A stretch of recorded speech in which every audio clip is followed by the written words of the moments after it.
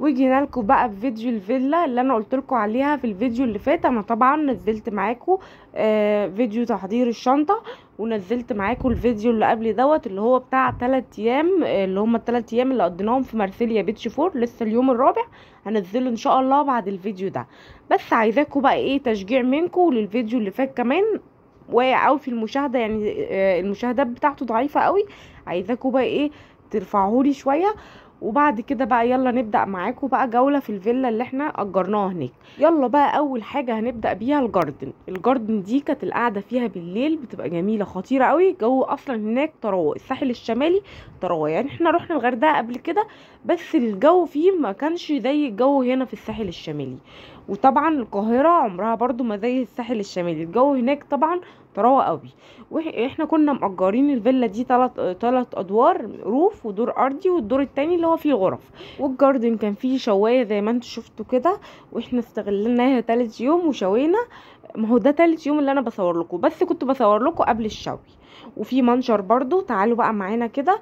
دخلنا من الفرندا، دخلنا على اول دور دوت فيه اللي هو عباره عن ريسبشن، فيه قاعده في طقم، في انتريه كده، وفي كنبتين ده هم بقى تحفه، ما بيتفردوا كمان، النومه بتاعتهم حلوه ومريحه، وفي سفره وفي تلفزيون. وطبعا الريسبشن مكيف والغرف كلها مكيفه.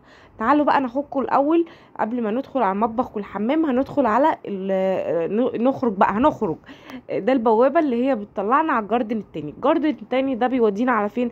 ده بيودينا على البول اللي ورا الفيلا. والبول ده جميل قوي برضو، ان هو قريب من المكان، وفي نفس الوقت برضو العمق بتاعه اي عمق على فكرة هناك. يعني احنا رحنا البول اللي هو ناحية البحر، والبول دوت نفس العمق برضو، بيبدأ من 40. يعني انتوا لو معاكوا اطفال ما تقلقوش عليهم، بيبدأ من 40 تدريجيا لغاية 150.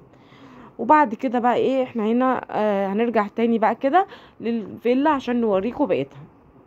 هندخل بقى من الجنب كده في الحمام. اول حمام، هو الفيلا فيها 4 حمامات.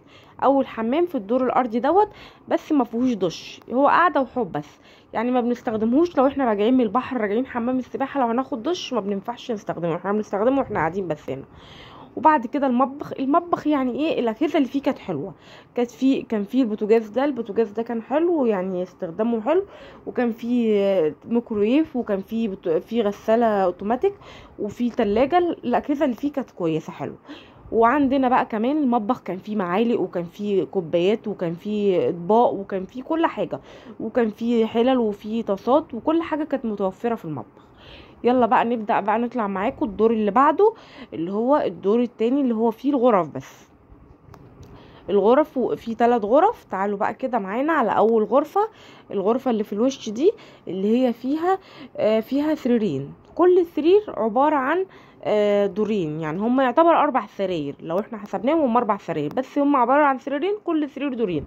وفي دولاب، والغرفة دي مكيفة برضو، وفيها فراندا كده. الفراندا دي مشتركة هي والأوضة اللي ايه الأوضة اللي جنبها.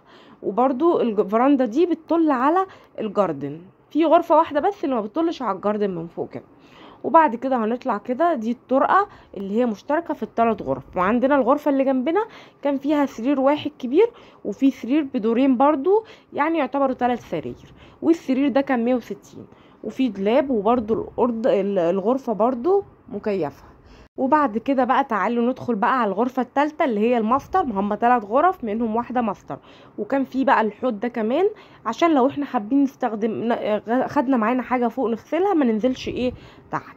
وفي برضو حمام في الطرقة دي. الحمام ده عشان الغرفتين اللي هم ما فيهمش حمام. لكن في غرفة فيها حمام اللي هي الماستر اللي احنا فيها دي دلوقتي. دي فيها سرير 180، وفيها كنبة، وفي هنا الفراندا ما بتطل على الجاردن الخلفي، يعني ملهاش علاقة بالجاردن الامامية اللي انتوا شفتوها دي. وبعد كده فيها برضو تكييف. الغرف كلها مكيفة، والريسبشن مكيف زي ما قلت لكم. وفيها برضو دولاب، كلها على فكرة فيها دولاب وفيها سراير. ودي بقى اللي فيها حمام، والحمام ده نفس تصميم الحمام اللي بره اللي هو في الطرقة دوت. في دش وفي كل حاجة، وفي قاعدة وفي حوض، في كل حاجة اهو زي ما انتم شايفين.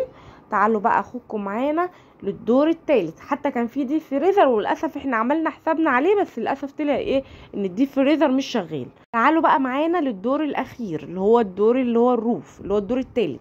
وطبعا الشباك ده اللي بيطل على البسين، بتبقي شايفه البسين. يعني انت ممكن من هنا ممكن تكبري بالموبايل كده وتشوفي الاولاد هناك، او يعني ايه اللي في حمام السباحه بتشوفيه من هنا.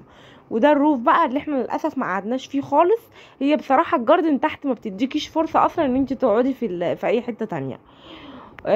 وطبعا الاربع ايام برضو قليلين على المكان ده عايز مش اقل من اسبوع. وده الحمام الرابع اللي قلت لكم عليه، بس انا بصراحه ما كنتش بدخله فوق، احنا كنا بنستخدم الثلاث حمامات اللي تحت. وهنا بقى الجزء الخلفي، وهنا برضو كنا حاطين فوطه عشان خاطر محدش يتلخبط في الفلل. وبكده بقى نبقى وصلنا لنهايه الفيديو. ما تنسوناش بقى باللايك وبسبسكرايب او الاشتراك وتفعلوا الجرس.